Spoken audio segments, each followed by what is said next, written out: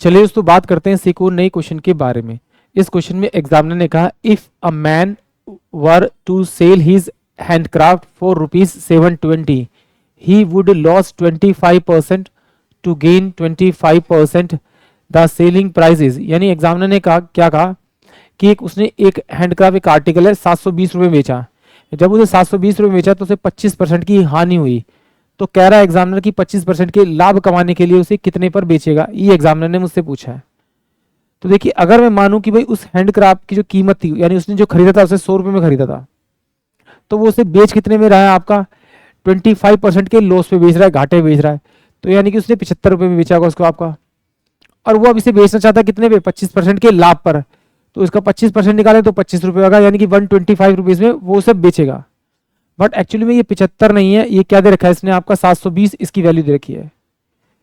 तो इसको 720 बनाने के लिए किससे मल्टीप्लाई करना पड़ेगा, 720 बटे में अगर 75 से इसको मैं मल्टीप्लाई करूंगा तो मेरे पास यही वैल्यू आ जाएगी। इसी से आप इसको मल्टीप्लाई कर दीजिए, यानी 125 इंटू में 720 अपॉन में 75। तो 25 तिया 75 और 25 पंजे 125, तो 3 दूनी 6 और 3 चौक 12। तो ये कितना हुआ 0, 5 चौक 20, 5 10 2 12, यानी कि जो उसका नया वाला विक्रय मूल्य होगा वो 1200 रुपये होगा। यानी ऑप्शन बी, अगर वो 1200 रुपये में से बेचेगा तो उसे प्रॉफिट होगा। चलिए अब ये एग्जाम में कैसे करना है, एग्जाम में जब भी इस टाइप का क्वेश्चन है तो डायरेक्ट करना है। कैसे, देखिए इसने मुझे विक्रय मूल्य दे रखा कितना 720 रुपये, तो आप इसका क्रय मूल्य निकाल लीजिए, तो इसे उल्टा कर दीजिए। ये क्या था, इसने 25% के लो पे बेचा था, 25% के लॉस पर बेचा था, तो ये 100 अपॉन में 75 कर देंगे तो ये आपको इसका कॉस्ट प्राइस मिल जाएगा। इसके कॉस्ट प्राइस, अब ये कॉस्ट प्राइस दोगे तो इसे 25% के प्रॉफिट में बेच रहा है। तो 125 यानी 125 बाय अगर आप 100 से मल्टीप्लाई करेंगे तो ये वाली इससे कट जाएगा, 25 तिया 75 और 25 पंजे 125, तो सोल्व करेंगे तो ये आपके पास में कितना आएगा 1200 आएगा। यानी कि सिंपल सी बात है, इतना लंबा ना करके आप इसे डायरेक्ट इतना छोटा भी कर सकते हैं। देखिए सोल्व करने के बाद में यही कुछ वैल्यू बनी है। एक बार फिर और देख लेते हैं।